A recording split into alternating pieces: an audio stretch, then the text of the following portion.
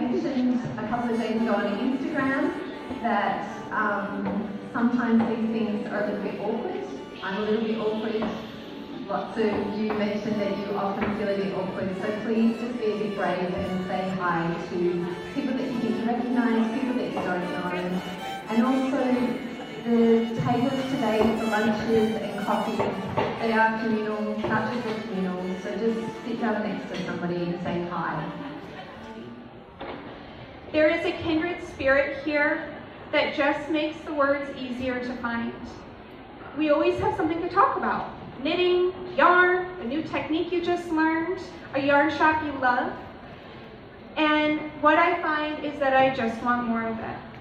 Connecting with like-minded people is such an amazing thing, and it fills me up. I have now realized I can tell when I'm lacking it and how much I really need it when my tank gets empty. This baby sleep a lot, but during those quiet times is when my fear and my worry would feel overwhelming. And so I knit, and I knit, and I knit. And 8 months later, I published my first pattern on Ravelry.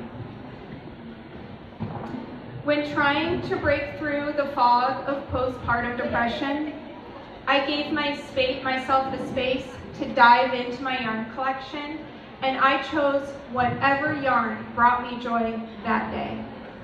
I then passed on with no plan, and a month later, Find Your Fade was draped around my shoulders as my son was wrapped securely to my chest.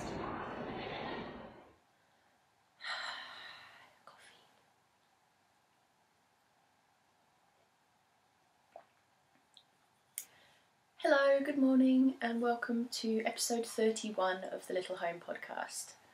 My name's Bex. I'm coming to you from just outside of Melbourne in Australia. It's quite wintry and cold here, so apologies if the lighting isn't so great. The lighting just isn't so great, and I'm doing my best, so hopefully you can still see what I've been working on and enjoy the podcast episode. And I'll see what I can do in post-production as well to lighten things up a little bit. You can follow me on Instagram as Bex_in_real_life for all of my creative and kind of homely adventures, and you can also follow along on our tiny house build over on our Instagram account, thelittlehome.oz. I'll have all of the information, the pattern details and things like that coming across the screen throughout the podcast, so feel free to pause and make any notes about anything that you're interested in. So yeah, it's lovely to have a bit of time this morning. It's a nice slow Saturday morning, just to chat about all the handmade goodies that I've been working on recently. And also, I think at the end of the podcast, I'll do a little bit of a life update, in particular about my experience of Soulcraft Festival, as well as my new job, which is pretty exciting. So I'll share a little bit more about that. And yeah, let's go into the podcast, shall we?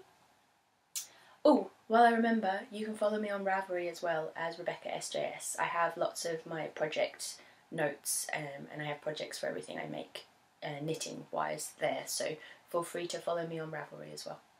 Alright, so I've got a beautiful basket of goodies here that I've been working on recently. I've got 2 finished objects this week, as well as a couple of works in progress and some acquisitions and things that I'm really excited to start working with. So yeah, let's start with finished objects, shall we? And I shall sip some more of this lovely coffee. It's a really beautiful mug that I absolutely love. It doesn't have any handles, but the colours are just gorgeous.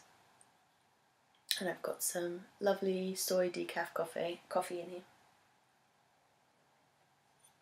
Alright. Alright, so finished objects. I am currently wearing one, which I am madly in love with. It's a little bit wrinkly at the moment. It was stored in, I've started storing my hand knits in a pillowcase in my cupboard, just to try and keep out the moths, because I luckily have not had any moth damage, but my partner Tom's father has, and he just lives upstairs, so I am super nervous of moths. So it's a little bit crinkly at the moment, but it's been getting a lot of love. This is my Silver Forest sweater. It's a pattern by Jennifer Steingass, and I'll come a little bit closer so you can see. It's got this beautiful, beautiful colourwork yoke here, which I just absolutely love, and it fits really beautifully. So I knit this as part of my contribution for the Soul Craft Along, which was something that I was hosting along with Felicia of the Soul Craft Festival, to kind of try and build some more comfortable, cosy, creative community before the Soul Craft Festival that took place in Melbourne a few weeks ago. And this was my main project for that.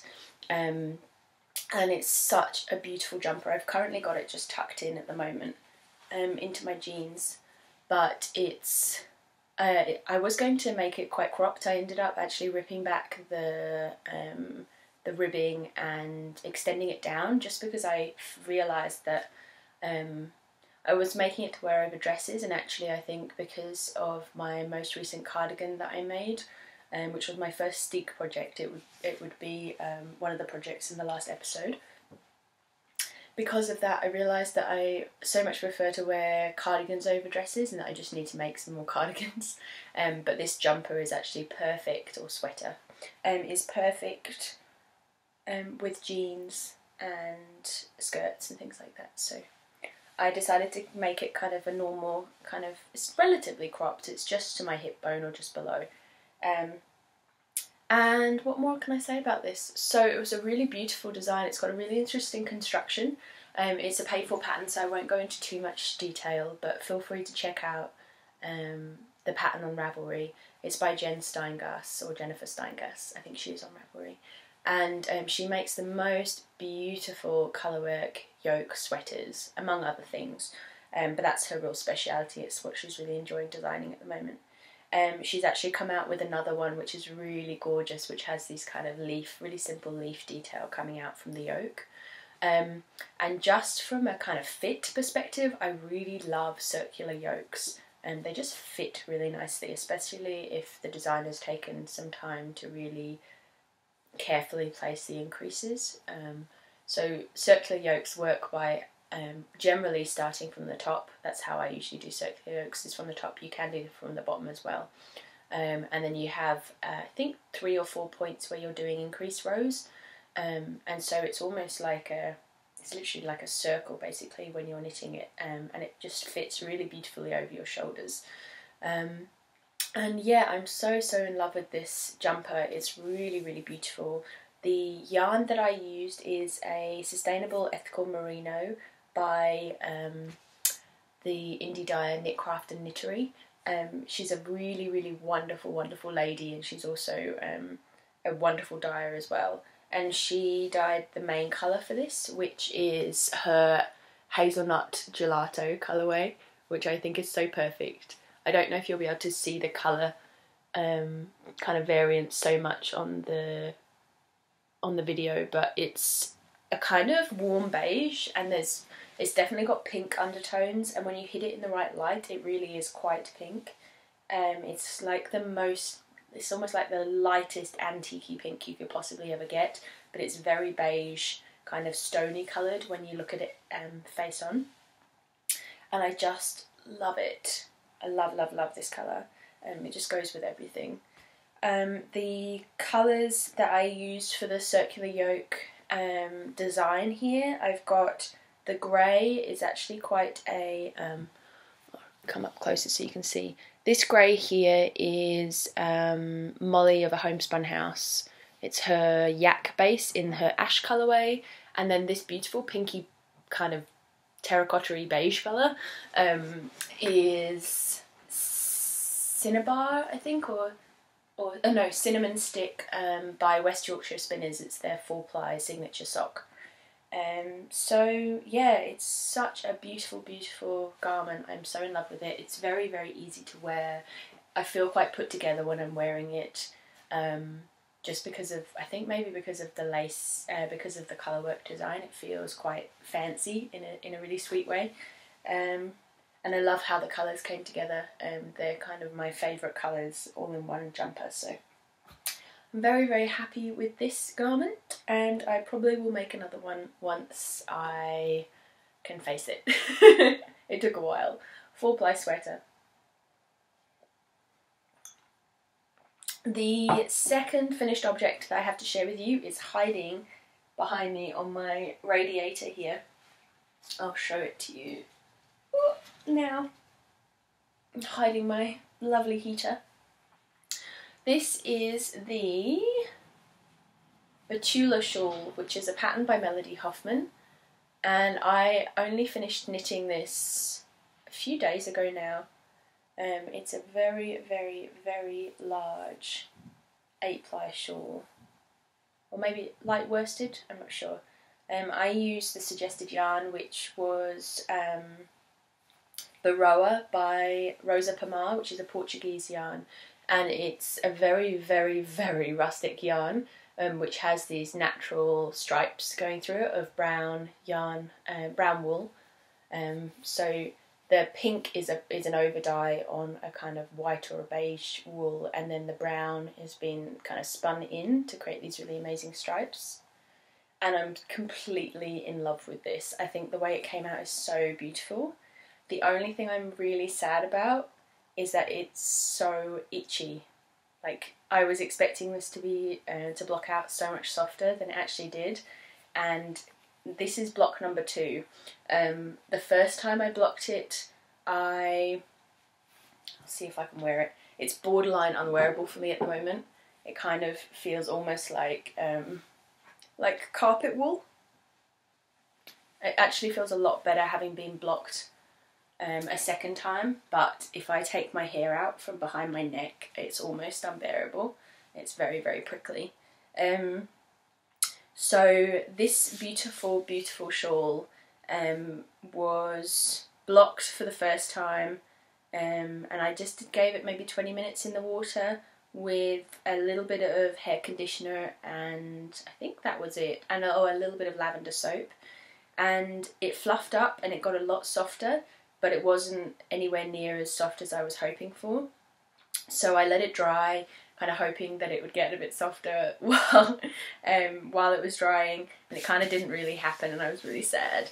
And so a couple of days ago, I ended up putting this in a bucket with some more conditioner and also some wool wash, in the hopes that that will kind of soften things up a bit in some quite kind of relatively warm to hot water, being really careful not to agitate it so it didn't felt.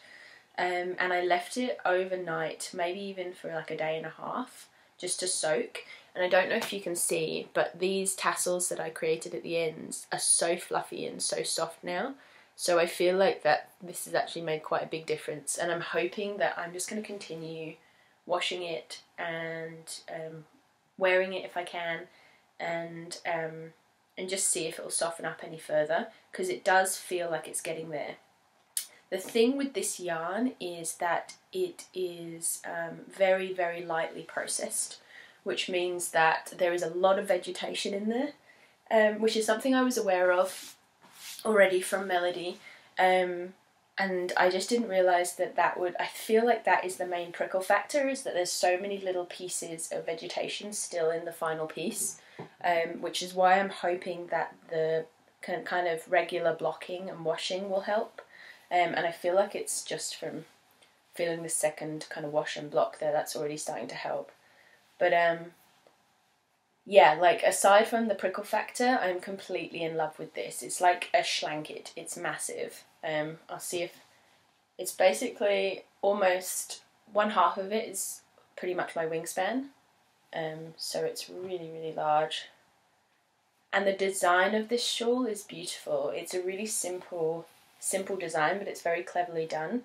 It's got this gorgeous garter stitch stripe effect with a very much a triangular shawl shaping, and then it has these really interesting short row sections of garter that extend it wider without making it deeper, which I really, really like. I don't like triangular shawls that are too far down. I feel like it's not kind of it's not particularly aesthetically pleasing for me. So having the short row shaping means that you get the really, really long length, without having too much of a depth. It's beautiful. I'm going to see if I can wear it. It's gorgeous.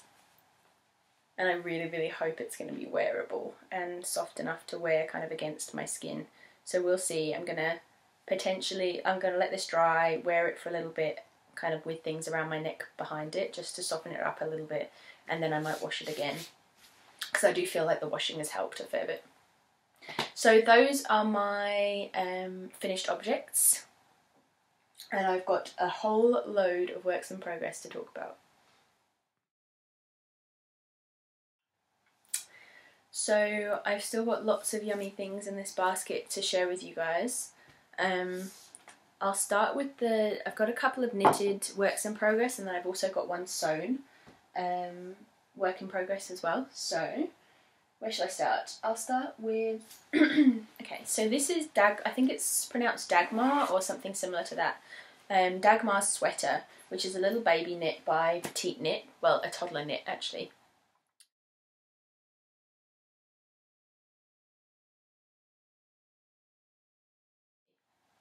But the sizing goes from pretty much newborn up to quite a large child.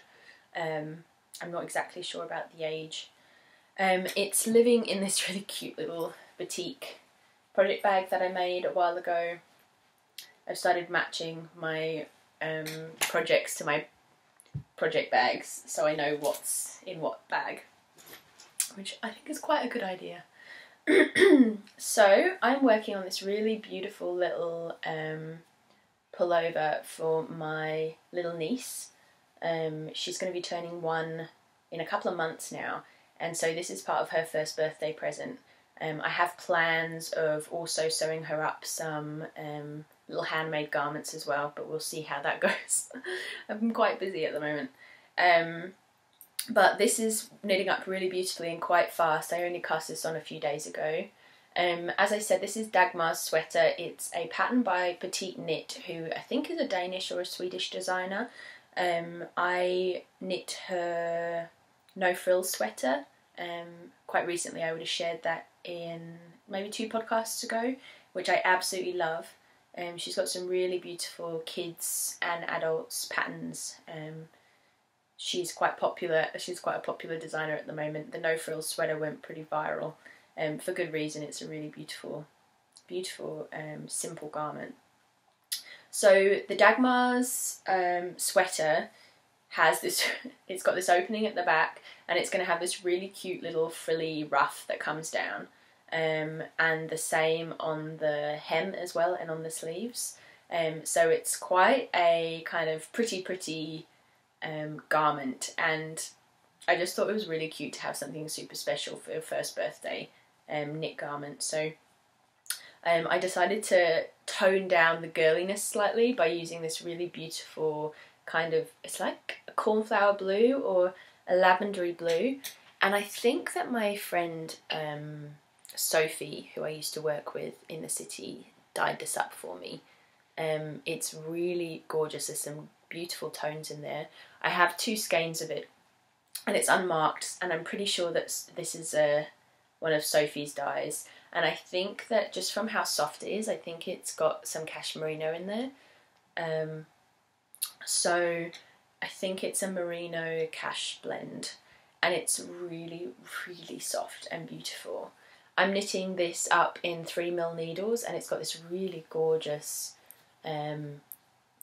kind of fabric that's being created, and it just reminds me of a kind of summer sky. It's really, really gorgeous. So I'm enjoying this project. It's a super simple make, really simple raglan increases, and yeah, just kind of working down. The fancy bits are just on the neckline and the hem, so I'm pretty much able to not look at the pattern for most of it, and just kind of use my knowledge of raglan increases and things just to be able to kind of knit away while I'm listening to audiobooks or catching up with podcasts.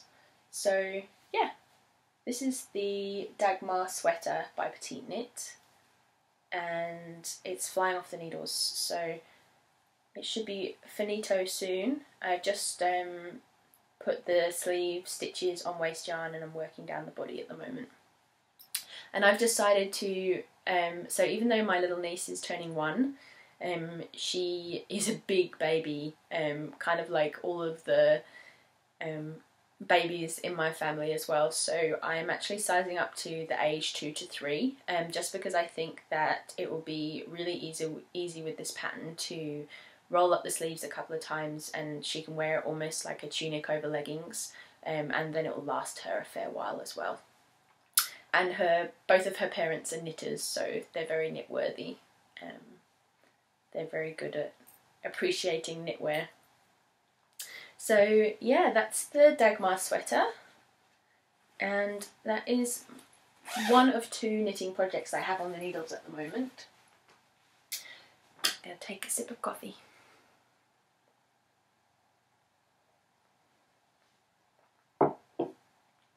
The second work in progress that I have is living in this other little handmade bag. This is handmade by me. It's just a super simple zip pouch, same as the other one, with a box bottom. And this is the Aether shawl, which is a pattern by Amy van der Laar.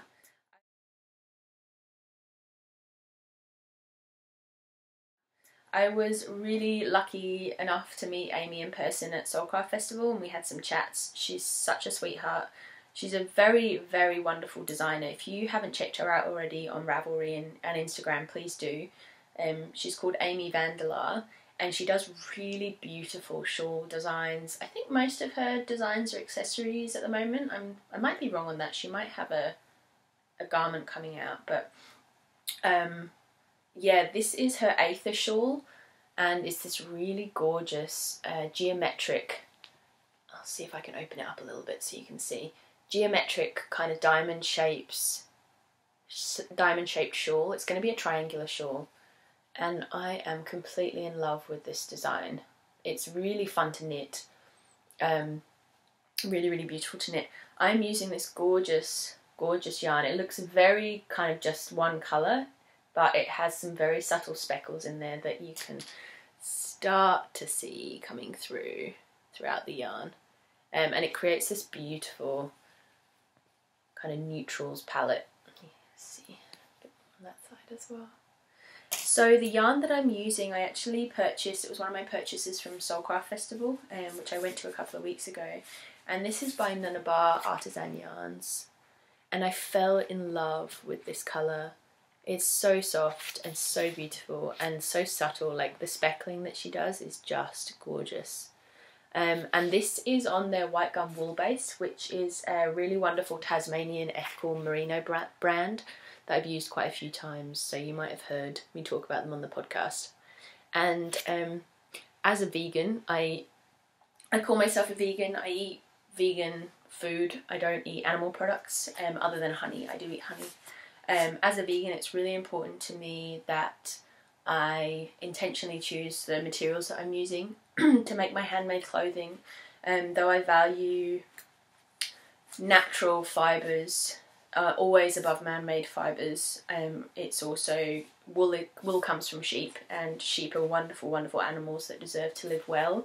And so the yarn that I choose to purchase, as much as possible, I'm quite easy on myself with this as well, but the yarn that I purchase is very intentional, and as much as possible comes from very, very ethical,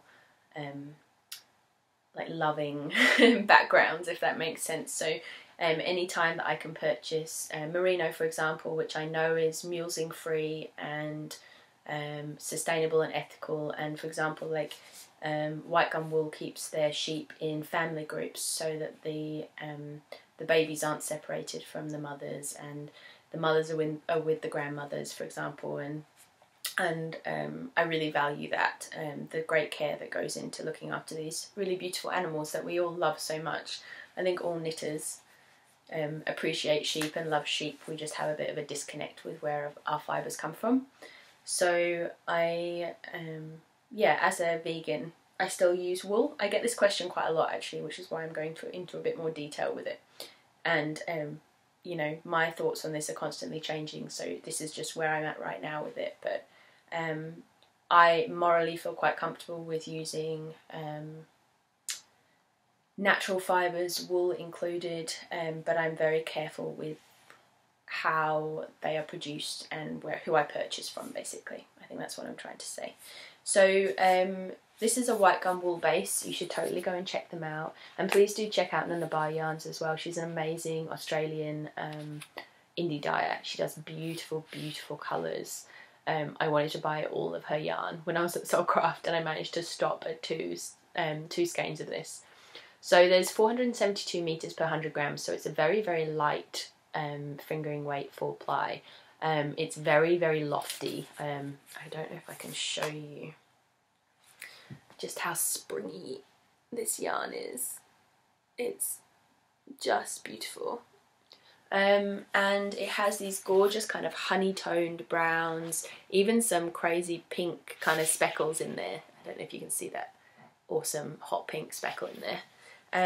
But it creates just this really beautiful neutral, just with pops of little speckles of browns and tans and other tones in there. And this is going to be quite a large shawl.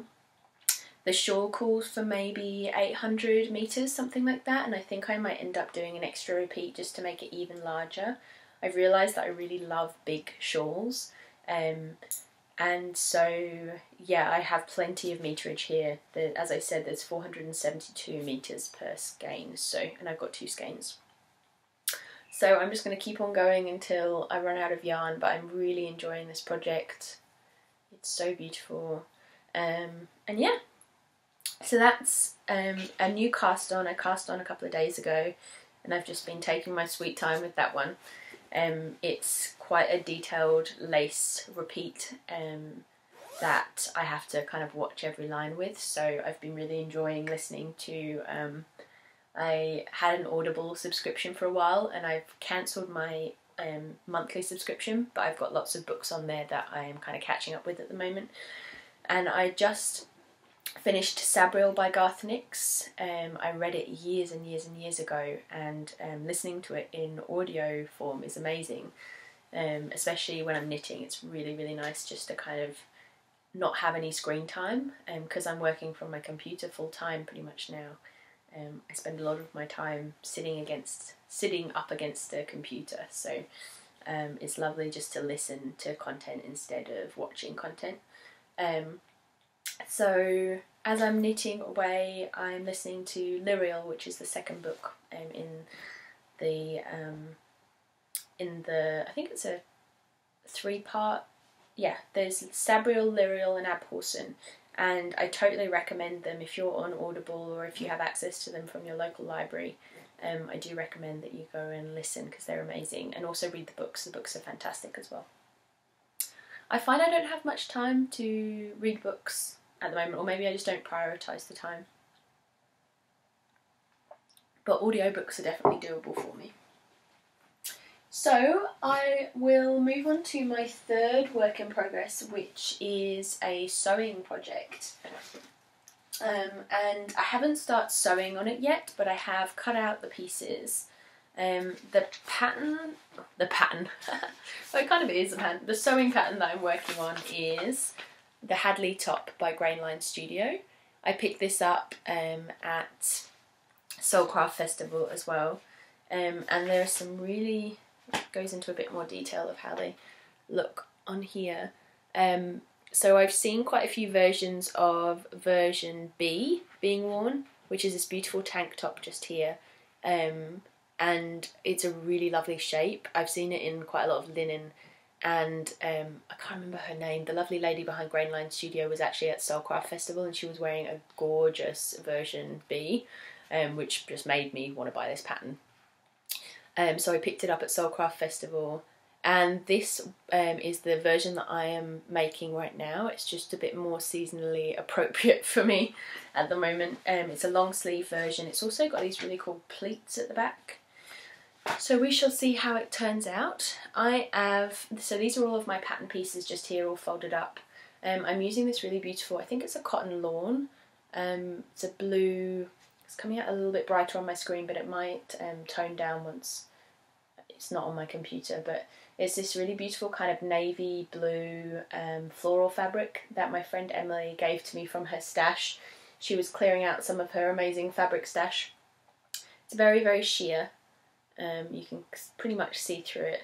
So it will be a nice blouse to wear with like a cami or something underneath. And yeah, I've cut out everything out. I'm going to probably spend some time today giving this a go, sewing it up. It's been quite nice with sewing as well, just taking my time with it. I quite often when I'm sewing get into this like herring rush and stress myself out because I'm very much product based with sewing. I really want to get to the end and see what I've been making. Ah, too scratchy. I shall hang it up behind me. I really do hope I can wear this shawl. If not, it's going to become a lovely sofa decoration. So back to the Hadley top. So yeah, I'm doing the long sleeved version and I am basically just taking my time. So a couple of days ago I cut out all the pattern pieces and then like from the paper pattern, and then yesterday I cut out the fabric pieces, and today I might have a look through the instructions and maybe sew a couple of seams. But I'm trying to like slow down with my sewing and kind of enjoy the process more, which I think would make it a lot more enjoyable for me and also probably stop me from rushing and making mistakes. I'm a little bit of a rip and sewer, which is kind of like just a sweet term for not really following the processes as well as I should, like stopping, ironing the seams, that kind of thing. And that makes a huge difference with sewing for getting a really nice finished product. So I'm trying to slow down with that. But that is an exciting sewing whip that I'm working on at the moment. And I think that's all of my works in progress as well. Next I will share with you some of my experiments and yarny acquisitions from Soulcraft Festival.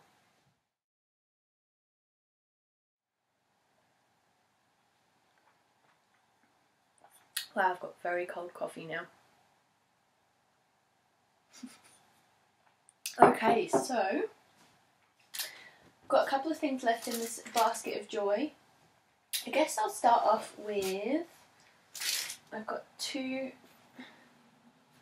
lovely project bags here. This first one I made myself out of some really lovely little linen scraps from some dresses I've made in the past. And in here I've got a natural dye experiment, and it's on some yarn that I picked up at Soulcraft Festival. And this is the yarn. I did a very, very strong avocado avocado dye bath for this yarn, and it came out really beautiful actually. There's a lot of variegation in there. This was a mixture of pits and avocado skins, and I would say there was probably about 20 or 25 avocados that I collected and dried. I also included a little bit of citric acid in the yarn bath to try and get some more kind of deeper pinks, and it didn't really work so well, and definitely it's all about the coral, and I wonder if it's because we use rainwater, that our water is relatively acidic, I'm not sure. So yeah, it's beautiful. I'll definitely make something out of it. I'm not sure what it'll be yet. For now it'll go in my stash. But this base is called Raw Elements 400 by 100, and it's from Spinning Yarns Weaving Tales. She's really wonderful indie dyer here. She makes the most beautiful fibres for weaving and for knitting, and she had a beautiful, beautiful booth at Soulcraft Festival with so many lovely yarns. So this is 100% merino. I think some of her bases are from Ireland, but they're all, I'm not 100% sure where this one's from, but she has the most beautiful colours, and I just picked up some raw wool from her because I wanted to have a play with my avocado collection. So that's what I managed to get from my avocados, and I'm really happy with how they came out. It's either going to be a shawl or part of a colourwork jumper, I think. I think it could be really nice to use as a colourwork jumper and then incorporate some other colours to kind of add in a pop. So they're just living in there for now, kind of in their project bag, safe away from the moths. But that was a really fun experiment. I want to have a try. I've done maybe 3 avocado dyes now, and I really want to have a play with some other things. I've heard that black beans work pretty well as well, but I'd love to have a play with some madder or other yumminess. And in this wonderful, amazing bag of joy is some more things that I picked up from Soul Craft Festival that I haven't yet cast on with. Firstly, like, how beautiful is this little canvas bag, or calico bag, sorry. This is from Ochre Yarns. It was part of the, they put my beautiful yarn that I picked up from them in this bag, and I just love it. They had the most incredible booth at Soulcraft. I literally wanted to purchase all the things, and this is their kind of little business card. So Sue is the owner of Ochre Yarns, and I think I met her. She was at the Soulcraft Festival. So yeah, we create the finest natural yarns for the modern knitter. Ochre is an Australian-based yarn business working in cooperation with a fair trade association, creating exclusive hand-knitted garments using the finest natural fibres around the world. So they had some really beautiful hand-knitted pieces that you could purchase as well, like little, they had these gorgeous, really soft hand warmers that would have made amazing gifts. They also, just like all of their colours and their dyes, just was my palette. It was very dangerous, and I wanted to make all the things, but I managed to walk away with a garment's quantity of yarn, which I cannot wait to cast on. Oh my god. So I got 4 skeins of their beautiful 4-ply. They had lots of different, like, just look at their marketing, like, look at their beautiful ribbons and their tags, and they use like fabric tags behind, like, it's heavenly. Do check out Ochre Yarns if you want to part with lots of beautiful money. They're just stunning. And this base that I got 4 skeins of is their 50% Australian merino wool, 40% Tibetan yak and 10% silk. It's got about 400 metres on the skein, and it's non-superwash, so it's hand wash in cool water and dry flat. And so each one of these skeins is 100 grams, and it's in this beautiful mustardy ochre colour. It's absolutely gorgeous, and I bought this with a very specific project in mind. I was really lucky to chat a few times to the amazing Andrea Mowry when I was at Soulcraft Festival. And she was wearing her, one, she's a beautiful, wonderful being, and 2, she was wearing the most amazing sample, and it was of her most recent pattern release, I think it's still her most recent. She moves through patterns pretty fast. It's called Wool and Honey.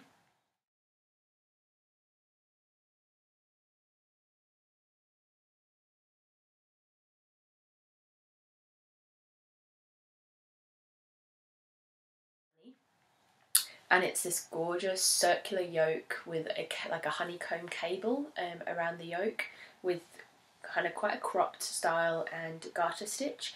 And as soon as I saw it, I knew that I needed it in my wardrobe. It's just me. Like, it's such a beautiful shape. It goes so wonderfully with like jeans and kind of casual, but it has a real style to it. It's really beautiful, and I thought this ochre would make a really gorgeous version of that, because it's kind of honey bee-esque but not too orange.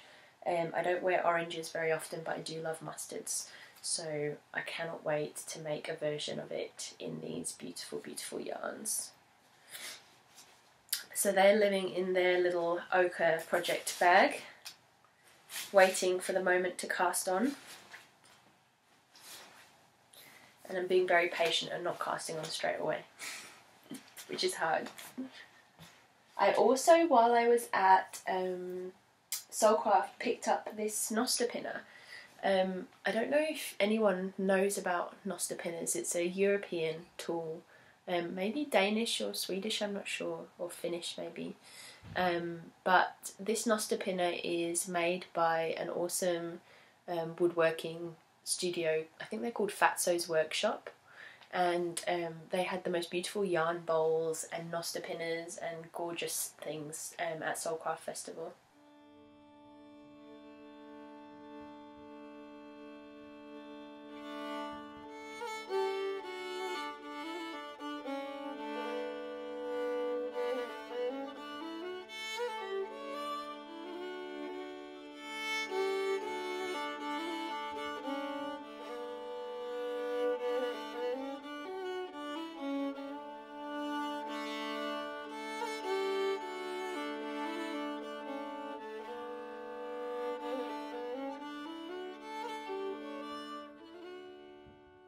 In simplest form, they basically are a yarn ball maker. So you can attach the yarn at the top here. It's got a little groove on the top, and then you just start winding the yarn around, twisting, and kind of hand ball winding, using the handle to twist, and it creates this really wonderful yarn ball. I actually used it for the Nunnabar yarns, so creates a ball that looks like this, which is a centre pulling ball. So if you don't have a skein and a ball winder, which I don't, then this is a really nice alternative. I actually really enjoy hand winding my yarn. It kind of makes me slow down in that rush of wanting to cast on, and enjoy the process a bit more. You can see a theme here, can't you? So yeah, I'm really, really happy with this. It feels like a Harry Potter wand. It's really beautiful. I'm not sure what wood it is that they carved it out of, but it's really beautifully made, and it just feels like it's going to be an heirloom piece. I'm very, very happy with it. It's very smooth and soft. They did a wonderful job of carving it. And it's quite light as well. So yeah, that's my new little Noster pinner.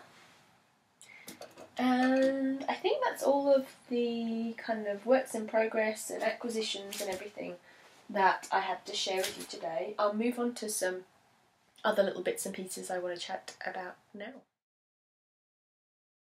It's been a really exciting month for me with Soulcraft Festival, and also signing my contract for this really exciting new job I want to share with you guys. So I'll start with Soulcraft Festival.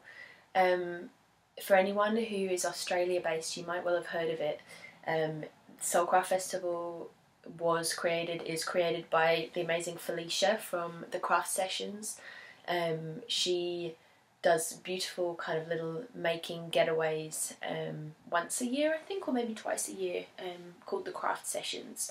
And she realised that she really wanted to open this creative journey up to more people, and so Soulcraft Festival kind of became her next baby, if you will, and she created the most amazing festival. It was over a weekend at the beginning of June, and was at the Meat Market in Melbourne, which is a really, really wonderful venue.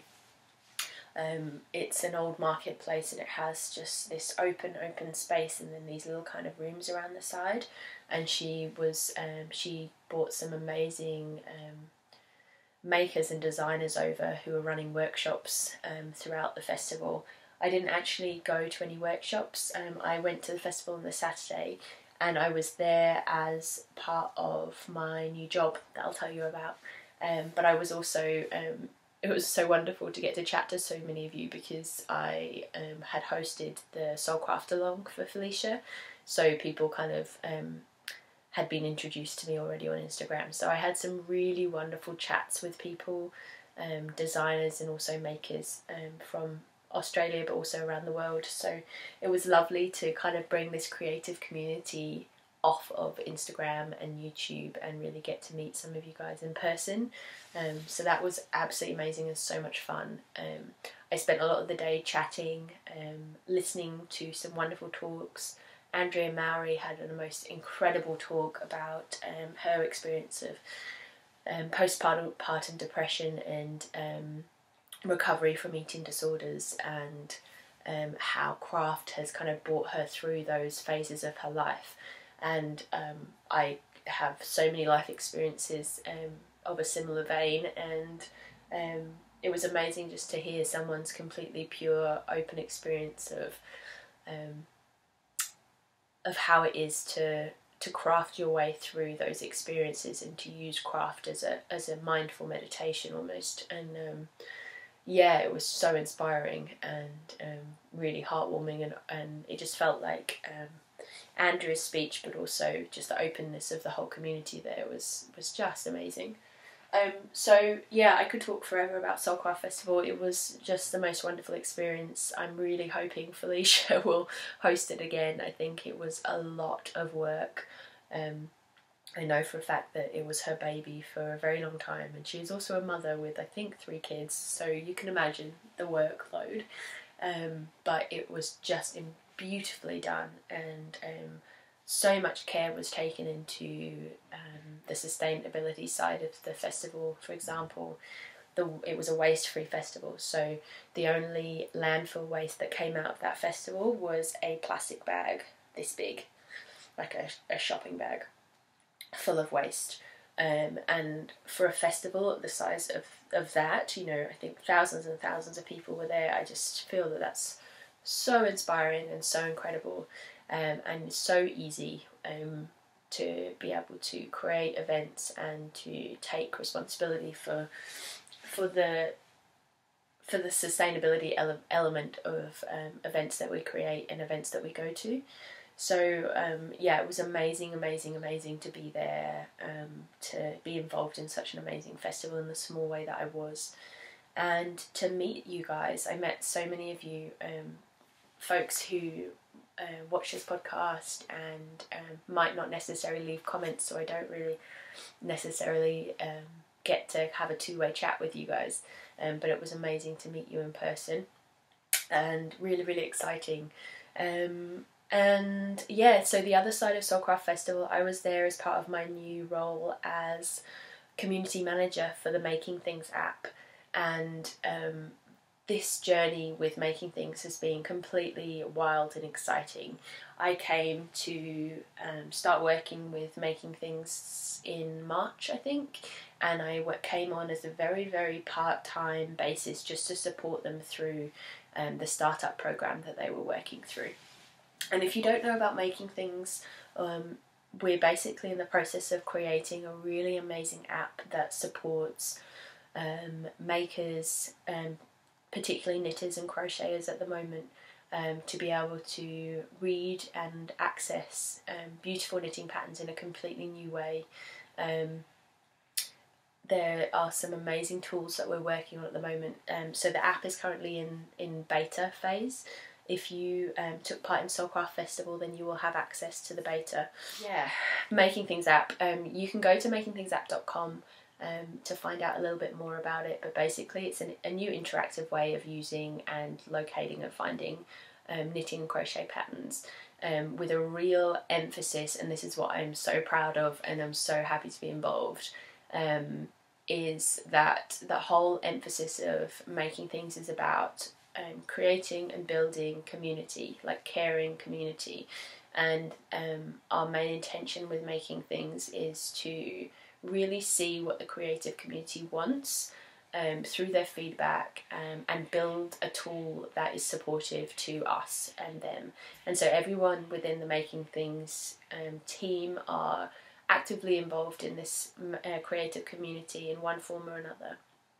And the owner of Making Things, Megan, was actually created the most beautiful, sustainable, ethical merino brand called Wool Days, which she was working with for a few years, until she had this crazy opportunity to start Making Things and just run with this awesome idea that she had. And yeah, I just am so excited to be the community manager at Making Things. My role basically is to chat about this community and making, and how we can strengthen and build this amazing community. And I get to chat to designers and makers all day and come up with awesome ideas, and it's pretty much the best job ever. So I am working for Making Things 4 days a week, pretty much a full-time job. So that has been taking up a lot of my time, and it's amazing because it's time which is based around making and knitting, which is something that I love so much. And yeah, my life's just got a whole bit more exciting and busy. So with Soulcraft Festival, Making Things app was one of the main sponsors for Soulcraft Festival, so I was there in that capacity as well with Megan, chatting to the designers and makers, and generally just seeing what people thought of the app, and just kind of letting people know that we're in beta and this is something really exciting that's going on. And yeah, it was a really fun weekend. I had such a good time just chatting to so many people. So yeah, that is my new job, and you're totally welcome to go and follow Megan over at the Making Things app. I am also responding to people within that Instagram account as well. So it's just the Making Things app on Instagram, so you can follow me there. You can also follow through the link on my Instagram profile as well. There's a link to Making Things there. Finally, I wanted to share a new book that I am reading. I haven't read a book for ages, but this book has come highly recommended to me many times, and it's something which is quite different, and it might be up your alley or completely not up your alley, which is fine. But it's called Woman Code, and it's by Elisa Vitti. And this book is all about hormonal health. And I know that a lot of the folks who are watching this are women, so I thought this would be really interesting for you as well. But Woman Code is all about a holistic way of balancing your hormones naturally, so that we can alleviate any issues that we might have with our hormones. And there's so many things that, like health factors that are related to hormonal imbalance. Not only kind of things that you would kind of imagine, like,